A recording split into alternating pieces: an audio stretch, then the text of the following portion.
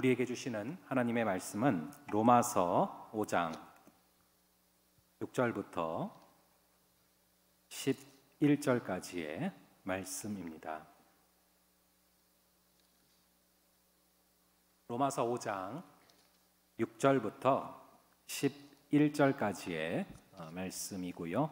함께 교독하시겠습니다. 우리가 아직 연약할 때 기약대로 그리스도께서 경건하지 않은 자를 위하여 죽으셨도다. 의인을 위하여 죽는 자가 쉽지 않고 선인을 위하여 용감히 죽는 자가 혹 있거니와 우리가 아직 죄인 되었을 때 그리스도께서 우리를 위하여 죽으심으로 하나님께서 우리에 대한 자기의 사랑을 확증하셨느니라. 그러면 이제 우리가 그의 피로 말미암아 의롭다 하심을 받았으니 더욱 그로 말미암아 진노하심에서 구원을 받을 것이니 곧 우리가 원수 되었을 때 그의 아들의 죽으심으로 말미암아 하나님과 화목하게 되었은즉 화목하게 된 자로서는 더욱 그의 살아나심으로 말미암아 구원을 받을 것이니라.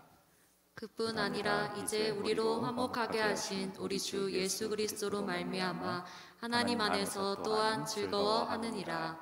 아멘. 예, 오늘도 귀한 은혜 주실 줄로 믿습니다.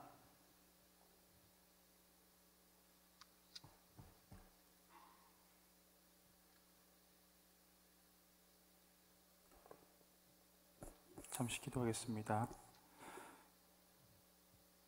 사랑과 은혜가 풍성하시며 우리를 위하여서 작은 가시뿐만 아니라 모진 그 가시까지도 박히시고 또 우리를 오늘 그 가시를 나누고 묵상할 수 있는 자리로 인도해 주신 주님 참으로 감사합니다. 하나님, 그 십자가를 오늘 바라보기 원합니다. 그 십자가의 능력이 있음을 믿어오니 우리 거룩한 사랑하는 주의 우리 청년들이 십자가로 다시 돌아오는 귀한 시간 될 수 있도록 도와주시옵소서. 감사하고 이 모든 말씀 거룩하신 예수 그리스도 이름으로 기도드립니다. 아멘. 할렐루야. 우리가 살다 보면 많은 것을 기억하면서 살아가고 있는 것 같지만 또 반대로 참 많은 것을 잃어버리고 잊어버리고 살아간다라는 생각을 한 주간 해보게 되었습니다. 여러분, 왜 잃어버리시고 잊어버리시나요? 왜 우리는 수많은 것을 가졌어도 매일 부족함을 느끼고 이게 무엇이다 라고 이야기를 하고 잘 알고 있다 하면서 왜 우리는 계속 잃어버리고 잊어버리고 살아가는 것일까요? 정답은 답이 있는 건 아닌데요, 제가 이 말씀을 준비하면서 묵상한 답은 그 가치를 잃어버릴 때 우리는 그것을 잊어버리고 잃어버립니다. 수많은 일들, 사건들, 사람들, 상황들, 우리가 가지고 있는 물건들도 끊임없이 바뀌지 않습니까? 그런 가운데 우리가 정말 의미를 부여하고 나에게 정말 기억에 남는 물건을 혹은 사람을, 그런 일들을 기억한다는 일이 점점 더 어려워지고 있다라는 것입니다. 여러분, 오늘 이 자리에 나와서 한 가지를 다시 기억해야 한다면 수백 가지, 수천 가지, 수만 가지, 수십만 가지 살아오면서 잃어버린 것들 중에, 잊어버린 것들 중에 하나를 다시 우리가 끄집어 올 수 있다면, 다시 우리가 새겨볼 수 있다면 여러분 무엇을 선택하시겠습니까? 사랑하는 사람들과의 기억입니까? 아니면 그런 의미 있는 물건입니까? 아니면 내가 정말 그런 경우가 있을 수 있죠. 첫 월급을 타서 샀던 물건, 사랑하는 사람과 나누어 꼈던 그런 반지, 어디 있는지도 잘 모르는 그 대학쯤 어디에 있는, 여러분 뭘 다시 돌아보고 싶으십니까? 답은 이미 우리가 잘 알고 있습니다. 제가 제목에 넣어 두었거든요. 바로 십자가입니다. 사실 오늘 설교는 화려한 스킬이나 여러 가지 좋은 말주변을 가지고서 여러분들 설득하고 싶지 않습니다. 조금 딱딱한 원어들, 헬라어 단어들도 많이 나오고요. 그리고 어떤 여러분들을 만족할 만한, 여러분이 흥분할 만한 그런 어떤 동기부여나 어떤 잘 되는 일을 이야기하고 싶지 않습니다. 제가 서두에 얘기했듯이 오늘은 십자가 하나 다시 찾을 수 있다면, 이 자리에 예배를 드리러 온다는 것은 여러분 무엇을 상징하는 것인지 아십니까? 다 누구나 그 예수님의 십자가를 본 사람들이고 예수님의 십자가를 가지고 있는 사람들이며 오늘도 그 예수님의 십자가를 즐거워하고 자랑해야 되는 사람이라는 것을 나타낸다라는 것입니다. 첫 번째로 좀 풀어가고자 하는 것은 이 십자가를 우리가 먼저 논하기 전에 이 십자가에서 우리가 무엇을 발견해야 되냐? 바로 우리의 정체성을 십자가에서 찾아야 됩니다. 여러분, 우리가 정체성이라는 것을 얘기할 때 이렇게 사전에서는 정의하더라고요. 변하지 아니하는 존재를 이루는 본질을 깨닫는 성질. 이게 성질나기 너무 어렵죠. 네, 어려운 표현입니다. 첫 번째 두 개를 나누면요, 노주영 목사에게 변하지 아니하는 내가 될 수 있는 그런 존재를 이루는 본질이 있고요, 그것을 깨닫게 하는 어떠한 성질이 무엇이냐면 정체성이라는 것입니다. 그래서 크게 이 정체성에 대해서 얘기할 때 나를 나타내는 것들 혹은 내가 중요하게 여기는 가치들을 순서적으로 생각해 보면 우리의 정체성이 거기에 담겨 있다 해도 무방하다라는 것입니다. 다시 한번요, 나를 나타내는 것들, 오늘 여러분들을 나타내는 것들과 내가 중요하게 여기는 가치들이 여러분 무엇인지 지금 한번 순차적으로 질문해 보십시오. 여러분들을 딱 이야기할 때 무엇을 통하여서 나타낼 수 있겠습니까? 그리고 여러분들이 그것이 그것 될 수 있도록 정말 중요하게 여기는 가치관 혹은 물건 혹은 그런 사람 혹은 여러분이 드러나는 그런 가치는 무엇입니까? 그리스도인은 왜 십자가에서 그 정체성을 발견해야 되냐? 그리스도인이기 때문입니다. 말장난이 아니고요, 우리는 그냥 밖에 있는 주 안에, 그리스도 밖에 있는 자가 아니라 주 안에, 그리스도 안에 있는 자들이기 때문에 무엇이라고 지칭합니까? 그리스도인, 그를 따르는 자, 그로 말미암아 은혜를 입은 자, 그를 말미암아 영원한 생명을 얻은 자, 용서받은 자, 죄로부터 구원을 얻은 자, 그 모든 의미와 그 모든 가치가 어떤 단어에 들어있다고요? 그리스도인이라는 단어 안에 들어있다라는 것입니다. 그렇기 때문에 우리는 십자가를 논하지 않고 내가 누군지, 내가 어떻게 비춰지고 있는지, 내가 중요하게 여기는 1순위가 십자가가 아니 되어서는 안 된다는 것입니다. 굉장히 중요한 화두를 지금 질문을 여러분에게 제가 지금 던지는 것입니다. 매주 주일날 이곳에 예배에 나와서 우리가 하나님 말씀을 듣습니다. 학교 다녀오겠습니다 라고 하듯이 교회 다녀오는 그런 아카데미컬한 그런 어떤 여러분 양육과 교육을 위한 곳으로만 이 교회를 생각하고 다니고 있다면 큰 오산입니다. 제가 몇 번의 설교를 통해서 그 말씀을 드렸지만 이 자리는 어떤 자리입니까? 내가 그리스도인이라는 정체성을 확인받는 자리가 바로 이 자리인 줄 믿으시기 바랍니다. 물론 오면 위로도 얻습니다. 회복이 되고요, 이 예배 안에 풍성한 은혜 가운데 우리가 하나님을 영화롭게 하고 그 하나님께서는 충만하게 그분을 즐거워할 수 있는, 그분만이 우리의 희락이 되시고 영광이 되시고 기쁨이 되는 그것을 누리게 하시는 자리가 이 자리가 맞습니다. 그런데 그것을 하기 위하여서 우리의 감정으로 그치는 것이 아니라 진짜 우리가 그 즐거움을 얻기 위해서는 이 자리에서 여러분이 그리스도인이라는 것을 먼저 기억해야 된다라는 것입니다.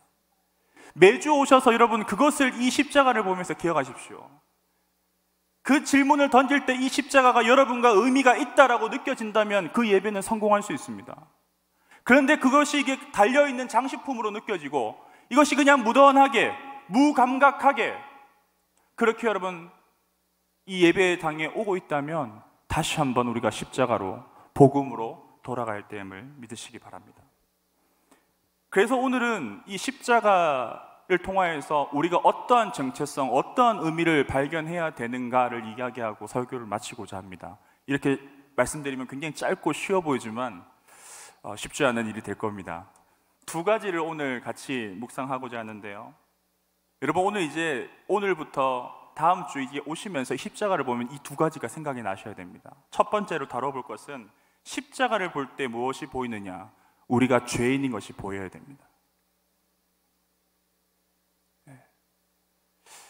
저도 그렇게 생각할 때가 있습니다.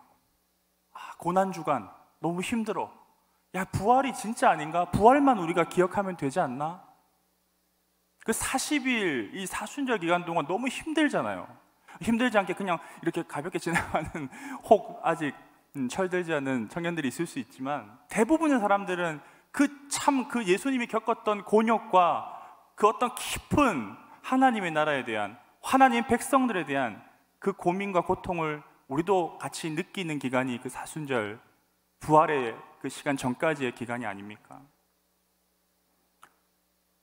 그런데 시간만 긴 것이 아니라 사실 그 40일에는 여러분 정말 우리에게 예수님께서 하시고자 하는 메시지가 분명히 들어있는데요. 그것은 무엇이냐면 우리 스스로가 그 죄를 해결할 수 없었다는 얘기를 계속적으로 십자가에 달리시기 전까지 우리에게 말씀하십니다. 복음서를 찾아보십시오. 예수님의 행적을 찾아보십시오. 우리가 기억하는 것은 기적과 이적을 베푸시며 수많은 아주 놀라운 일들을 베푸셨던 그런 오병이어와 같은 기적들이 뇌리에 남을 수 있습니다. 하지만 예수님께서는 끊임없이 어디를 향해 가고 계셨습니까? 예루살렘으로 가실 때에, 예루살렘으로 향하실 때에 제자들은 크게 거기에 동요하지 않았습니다. 충분히 바뀔 수 있다고 생각하고 어떠한 상황이든 예수님이 더 멋진 일들을 메시아로서, 그들이 기다린 그 메시아로서 그 상황을 극복하게 해줄 거라는 기대감이 더 컸기 때문에 그 걸음들의 눈여겨본 자들은 없었지만, 그 메시아라는 상징 존재는 무엇입니까? 예루살렘, 골고다, 십자가로 가야 하는 숙명을 지고 있던 그 이야기가 바로 무엇이냐면 예수님이 십자가에 달리시기 전 그 40일의 이야기인 줄 믿습니다. 그래서 물론 부활의 신앙으로 우리의 믿음이 완성되는 것은 맞습니다. 하지만 이 십자가를 바라볼 때 무엇이 바라봐야 됩니까? 우리가 가는 길이 보여야 된다는 거예요. 우리 제자라고 하지 않습니까? 우리 거룩한 도를 따르는 성도라고 하지 않습니까? 우리 하나님 자녀라고 하지 않습니까? 그런데 그 길이 보이지 않는다면, 그 십자가가 보이지 않는다면, 거기서 그 십자가에 오르시기까지의 내가 죄인인 나의 모습이 이 전에 들어와서 십자가를 바라볼 때 보이지 않는다면, 그것은 내가 믿고 있는 그것에 대해서, 혹은 내가 알고 있는 복음에 대해서 깊게 다시 한 번 더 우리가 생각해 봐야 된다라는 것입니다. 그래서 오늘 본문은 먼저 6절과 8절에 죄인의 모습, 십자가를 바라볼 때 먼저 우리에게 보여줄 수 있는 그 죄인의 모습에 대해서 세 가지 정도로 묘사를 하는데요. 6절에는 두 가지가 나오고 8절에 한 가지가 나옵니다. 첫 번째 6절을 보면 우리가 아직 연약할 때라는 표현이 나옵니다. 헬라어로 아스테네스라고 하는데요. 이 우리가 아직 연약할 때라는 것, 여러분 연약할 때 하면 어떤 생각이 듭니까?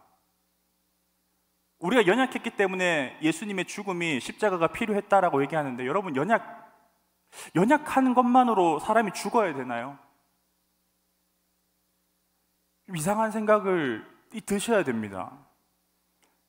근데 여기에는 어떤 의미가 담겨 있냐면요, 병든, 약한, 무력한, 없을무, 심력, 무력한 상태를 담고 있는 단어가 무엇이냐면 연약하다는 것입니다. 조금 더 나아가면 이게 어떤 의미냐면 하나님께 반응할 수 없는 상태를 말하는 거예요.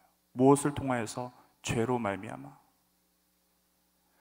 우리가 그냥 연약하다라고 고백하는 것이, 여러분 그냥 인사치레로 혹시 기도할 때 고백하신다면 여러분 이거 분명히 기억하십시오.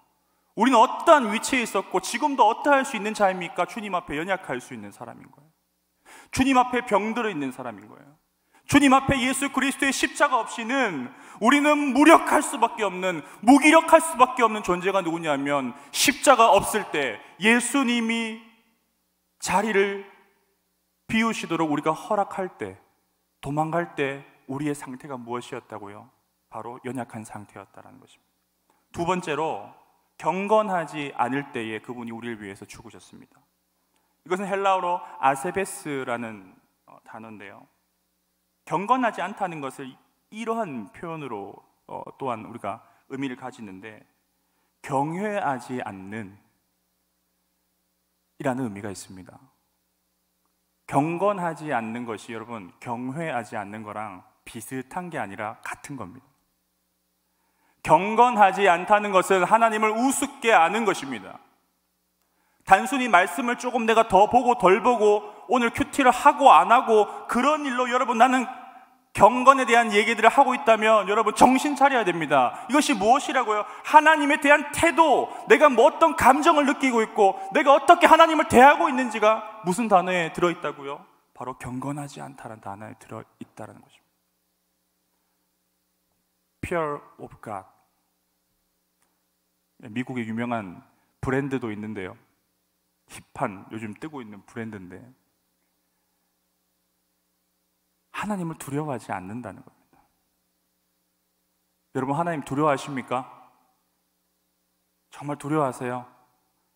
두려워하면 우리가 그렇게 살 수가 없어요. 그래서 무엇이 필요합니까? 본보기가 필요합니다. 모범이 필요합니다. 그게 바로 예수 그리스도의 십자가입니다.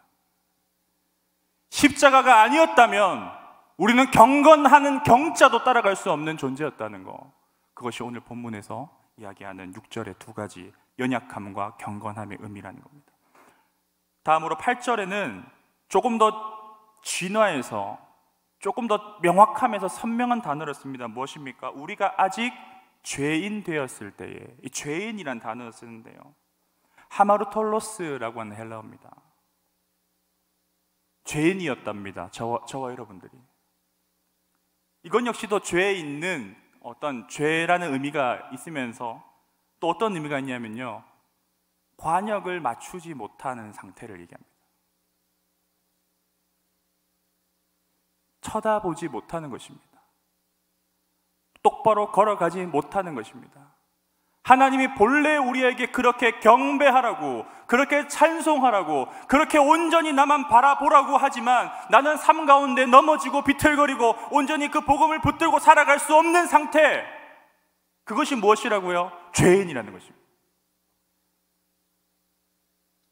그래서 칼빈은 이것에 대해서 굉장히 명확하게 우리에게 들려주는데요, 우리가 일반적으로 알고 있는 이 도덕적으로 의롭거나 선하지 않는 사람을 죄인이라고 일반적으로 하지 않습니까? 그런데 우리가 이 성경에서 이 칼빈은 어떤 해석을 하냐면요, 방금 우리가 묵상했듯이 이 관역을 맞추지 못하는 것과 같은, 무엇으로 인하여서요? 아담과 하와의 범죄로 시작된 이 인간의 전적인 타락, A부터 Z까지 머리에서 발끝까지 하나님을 떠나버린, 관역을 놓쳐버린 그 상태, 그리고 부패한 그 부패성, 죄에서 벗어나지 못하는 그런 우리들을 무엇이라고 얘기한다고요?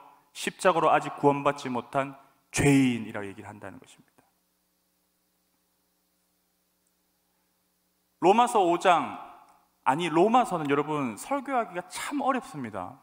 제가 주중에 말씀을 준비하면서 우리 성 목사님께 제가 그 말씀 드렸거든요. 목사님, 로마서 설교 준비하는 게 너무 어렵습니다.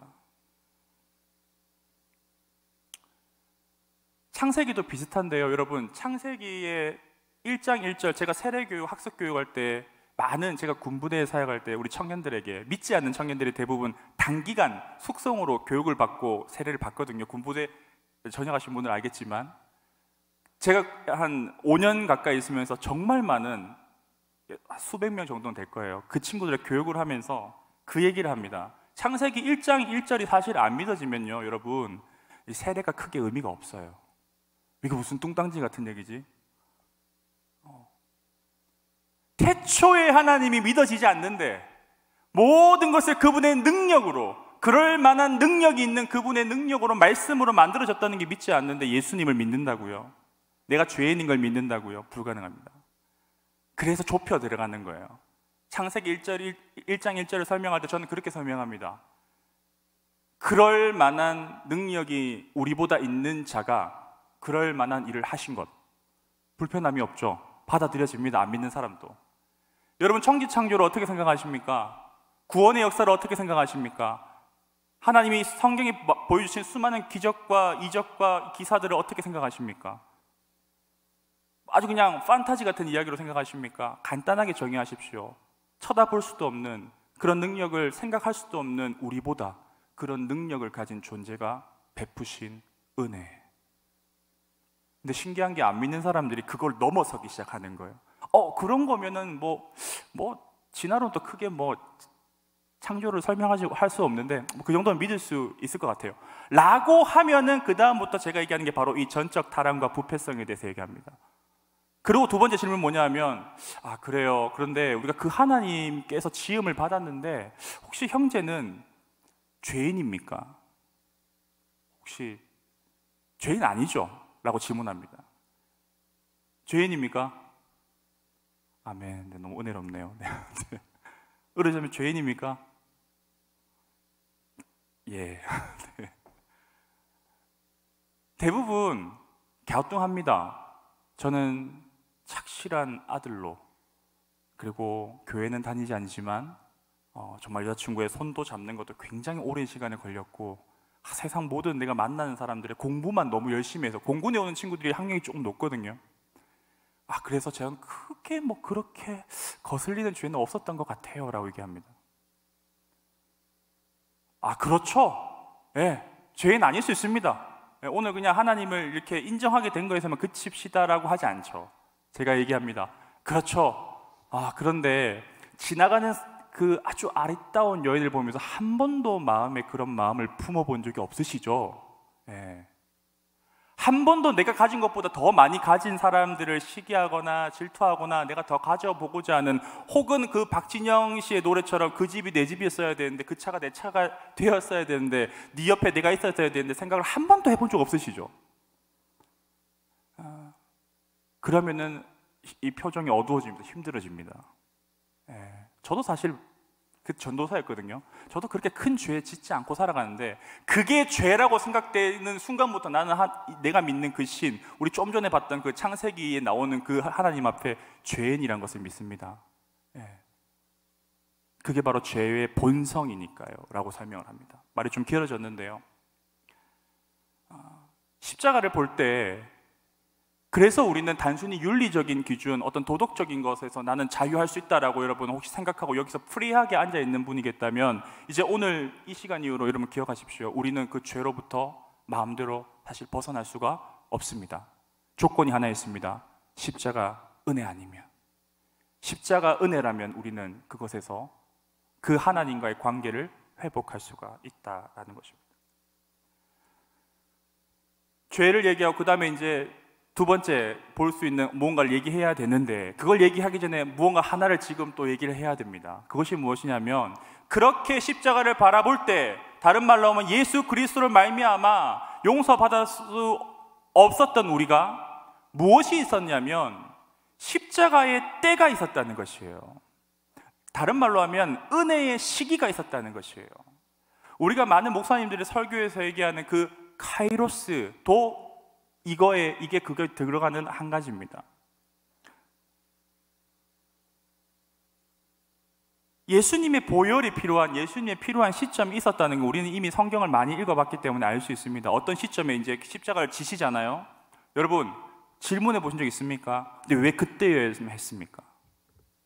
저와 여러분들을 용서하시기 위하여서, 좋아요, 그 마테마가 누가 요원의 그 어느 때쯤, 그 공생의 사역의 어떤 끝자락쯤, 예수님이 성경 66권에 아주 딱 정확히 어떻게 분량으로 보면 중간쯤에 그 하나님의 때, 카이로스의 때, 특정한 시기, 보편적인 우리의 어떤 그 크로노스의 일반적인 때가 아니라 하나님이 말씀하시고 계획하시고 섭리 가운데 있는 그때가 어느 순간 있었습니까? 그 어느 때의 중심에 있었다는 거. 여러분 이거에 대해서 왜 그때 일어나야 되는지 고민해 본 적 있습니까?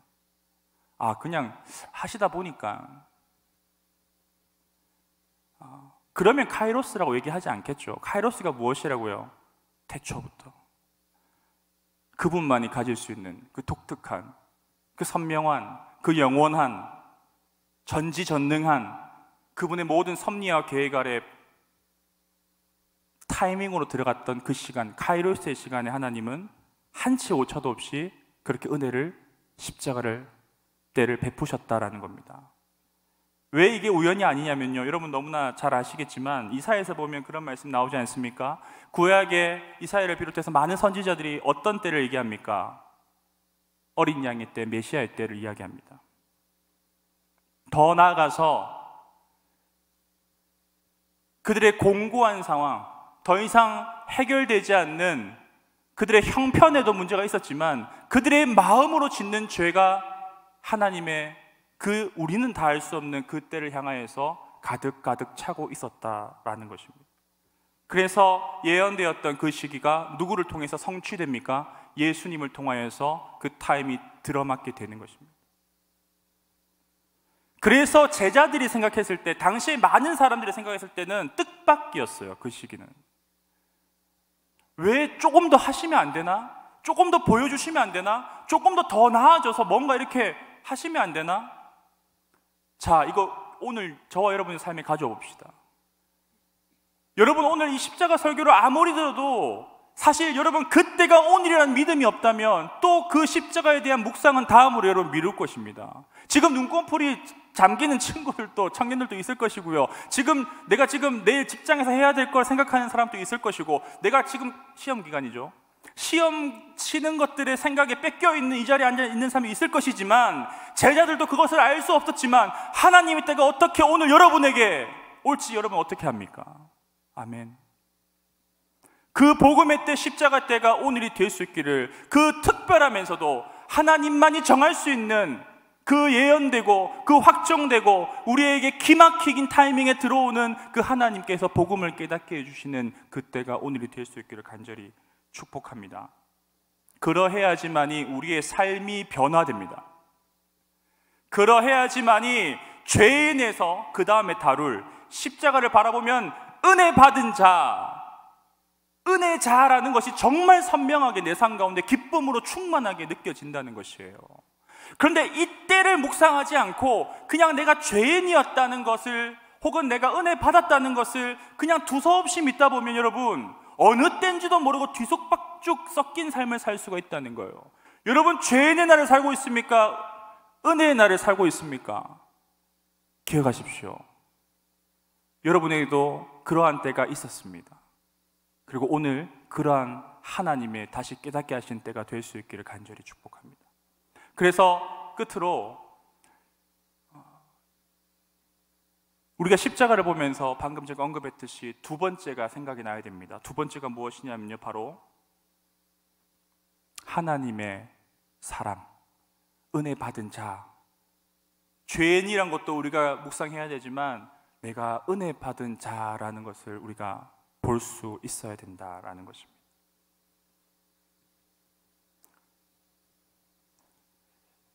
8절 말씀 우리 같이 한번 읽어볼까요? 8절입니다.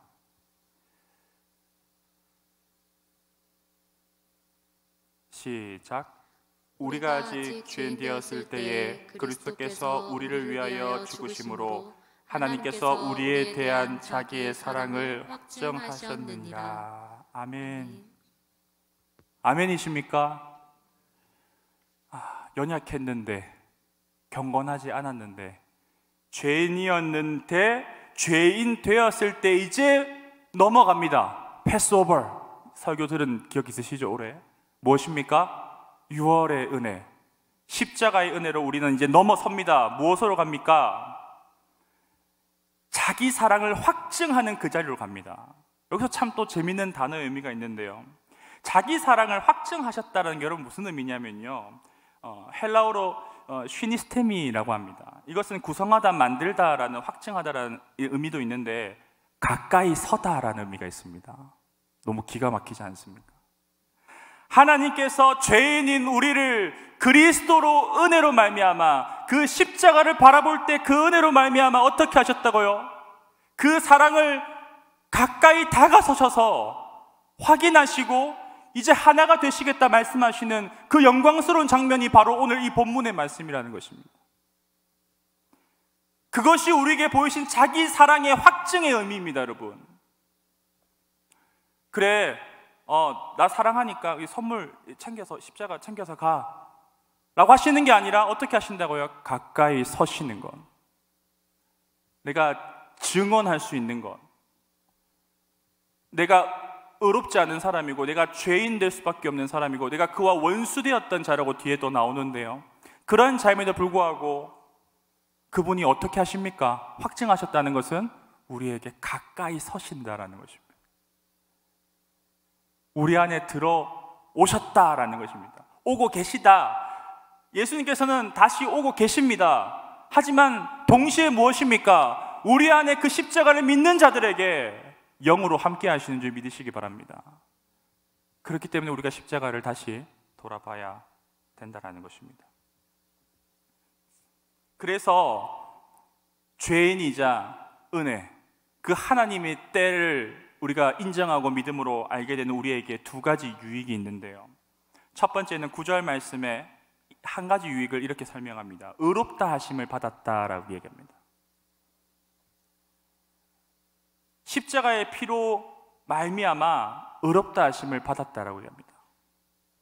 그러니까 여기서 참 재밌는, 우리가 하나 알아볼 만한 것이 또 있는데요, 이 십자가의 피로 말미암아, 예수 그리스도로 말미암아, 예수님의 죽음으로 말미암아라는 표현이 로마서 5장 나중에 한번 여러분 다시 보시면 참 많이 나옵니다. 그런데 재밌는 것은 여기에서 전치사가 두 개가 쓰여요. 자, 지금부터 집중해서 따라 들어와야 됩니다. 전치사가 두 개 들어오는데 하나는 n이고 하나는 dia입니다. 첫 번째는 n, 두 번째는 dia. 근데 대부분 사도 바울이 이 5장뿐만 아니라 일반적으로 쓰는 것은 dia를 씁니다. dia는 무엇을 통하여 라는 뜻입니다. 무엇을 통하여. n은 무엇이냐면 무엇 안에, 무엇 안에서라고 합니다. 제가 왜 의롭게 하심을 받았다는 얘기를 하면서 이 어려운 문장 얘기를 하냐면요, 밑에 화목해 하심을 누림이나 다른 어떤 은혜를 얘기할 때는 뭘 씁니까? 디아를 씁니다. 예수 그리스도의 피를 말미암아라는 표현이 뭡니까? 통하여, 예수님의 죽음을 통하여 라고 이렇게 얘기합니다. 그런데 집중해서 딱 쓰는 이 n을 쓴다는 것이 이 구절에 의롭게 하심을 받았다라고 할 때 그 피로 말미암아의 n을 쓴다는 거예요. 그냥 우연히 일치일까요? 그렇지 않습니다. 왜냐하면 성경에 나온 단어들은 남성인지 여성인지도 담고 있고요, 거기에 대해서 다양한 해석과 의미들을 담고 있기 때문에 사도 바울과 같이 충분히 학식이 출중한 혹은 그런 믿음의 분량과 해석이 할 수 있는 자였다면 충분히 이것의 의미를 닮을 수 있다고 신학자들이 우리가 평가를 합니다. 근데 왜 그렇다면 디아를 통하여를 쓰지 않고 n을 썼을까? 여러분, 통하는 거랑 안에 있는 거랑 차이를 아시겠습니까? 화목해 하시는 것, 어떤 우리가 좋아지는 것, 예수님을 통하여서 은혜를 누리는 것은 예수님을 통하여 받는 것입니다. 예. 그리고 뭔가 또 그렇지 못한 상황에서도 예수님을 통하여 우리는 다시 은혜를 회복할 수 있습니다. 중요한 것은 무엇이냐면 의롭다 하심, 이것을 교리적인 용어로 칭의라고 하죠. 굉장히 중요합니다. 의로우심을 입어야지만이 죄의 상태에서 은혜의 상태로 올 수 있는데, 의롭다 하심을 받는 것은 오직 예수 그리스도 안에 있다라는 것을 강조하는 것이에요. 조금 더 나가면 이게 무슨 의미냐면, 한 번 의롭다함을 얻은 자들이 계속적으로 그 안에서 다스리시고 역사하시는 권세와 능력으로 말미암아 그 안에 있을 수밖에 없다라는 것을 이 n이라는 표현을 통해서 강조하는 바울의 표현이다라는 것입니다. 저만 흥미로울 수 있습니다. 하지만 여러분, 이거 하나 아는 것 작을 수 있지만 여러분, 큰 은혜로 다가올 때가 있습니다. 다른 것은 다 불안해도 괜찮아요. 예수님 믿어도 힘들 수 있고요, 병이 올 수도 있고요, 우리가 다시 연약할 때 또한 죄 가운데 허둥지둥 될 수 있습니다. 하지만 우리는 언제든지 그 보혈을 의지할 때, 그 십자가를 의지할 때 그분을 통하여서 회복할 수 있고 다시 살아날 수 있는 존재가 누구냐면 그리스도인입니다. 그런데 여러분, 혼동하지 마십시오. 우리의 의지로 얻은 것이 아님을, 내가 의롭다는 것은 아브라함조차도 그렇게 고백했듯이 우리는 의로울 수 있는 존재입니까? 아닙니까? 심지어 10절을 보면 원수였다라고 얘기합니다. 그럴 만한 존재가 되지 않습니다. 하나님과 대치할 수도 없고요, 하나님을 우리가 온전히 이제 바라볼 수도 없는, 죄로 말미암아 전적으로 부패하고 썩어지는 그런 존재일 수밖에 없는 우리를 오직 예수님이 쏟으신 그 십자가의 피 안에서 우리를 의롭다, 네가 내 자녀다, 네가 구원을 입었다라는 것이 선물로 주어졌다는 거 여러분 꼭 기억하시기 바랍니다. 그것이 우리가 소유하고 있는, 우리가 믿고 있는 그 사랑과 구원과 은혜입니다.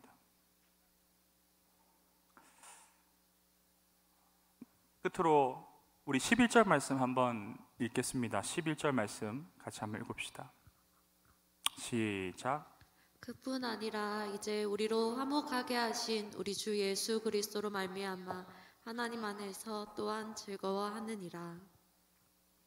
자, 우리에게 이제 남은 것은 그 의미를 깨달은 자들, 내가 십자가를 바라볼 때 나는 죽을 수밖에 없는 죄인이었다, 그분과 원수되었던 죄인이었다. 하지만 하나님의 때에 우리는 하나님의 은혜를 입은 그 안에서 그를 통하여 회복된 자녀가 되었다, 은혜자다라는 걸 우리가 깨달았습니다. 11절은 마지막으로 무엇을 말하고 있냐면요, 이 단어를 통해 결정적인 이야기를 하는데요, 즐거워하느니라. 하나님 안에서 또 한 번 예수 그리스도로 말미암아. 자, 퀴즈. 여기서 전치사가 뭐가 쓰였을까요? n이 쓰였을까요? 뒤에가 쓰였을까요? 네? P는 들어본 적이 없는데. 그렇죠. 디아가 쓰입니다. 예수님을 통하여서 하나님 안에서 이제 우리가 즐거워하는 존재가 되었는데요, 이 즐거워하다는 헬라어가 카오카오마이라고 합니다. 카오카오마이. 중요한 것은 그냥 우리가 감정적으로 느끼는 어떤 기쁨, 어떤 그런 것을 의미하기도 하는데요, 조금 더 깊은 의미는 뭐냐 하면 영광을 돌리다, 자랑하다라는 것을 의미합니다. 거기 딱 그치지 않는 거예요. 성경의 의미가 항상 거기보다 조금 더 나가서 우리에게 무엇을 요구합니까? 행동을 요구하는데요, 이것은 어떻게 하라고 얘기하고 있습니까? 즐거워하는 것, 예수 그리스도로 말미암아 즐거워하는, 하나님에서 또한 이제 너희가 자유하고 즐거워하는 것이 무엇입니까? 그 내가 받았던 예수 그리스도의 십자가를 자랑하는 것인 줄 믿으시기 바랍니다. 그 예수님께 영광을 돌려드리는, 그 십자가를 바라보면서 두 손을 들어서 큰 영광과 은혜를 돌려드리는 삶, 그것이 하나님을 바라보며 우리가 즐거워하는, 카오카오마이 하는 삶인 줄 믿으시기 바랍니다. 이제 우리는 매주 올 때, 십자가를 볼 때 떠올라야 되는 여러 가지가 생각이 날 것입니다. 온전치 못했던 죄인, 하지만 하나님의 기가 막힌 타이밍, 더 이상 방치할 수 없는 예수님을 통하여서 저들을 사랑하시고 구원하시고 확증하시는 그때가 이르러서 우리를 의롭다, 예수 그리스도 안에서 의롭다 칭하시는 그 은혜자로서의 상징, 그것이 십자가임을 여러분 기억할 수 있기를 바랍니다. 예전에는 길에 나가면 십자가가 참 많이 보였습니다. 그런 교회를 바라보면서, 십자가를 바라보면서 믿지 않는 사람들도 많은 위로를 얻었습니다. 믿기 힘들겠지만. 그리고 여름 성경학교를 하면 안 믿는 가정에서도 그거는 보냈어요. 여름 성경학교는 왠지 아세요? 가면 좋은 거 배워온다고. 뭔가 아이들 인격에, 아이들 어떤 그런 여러 가지 좋은 성품을 배워온다고. 그래서 빨갛게 있는 90년대, 80년대 우리나라의 그 십자가는 그런 의미였습니다. 믿기 힘들겠지만. 요즘에는 십자가를 잘 달지 않는 추세라고 합니다. 왜일까요? 십자가 달면은 사람이 더 안 올 수 있거든요.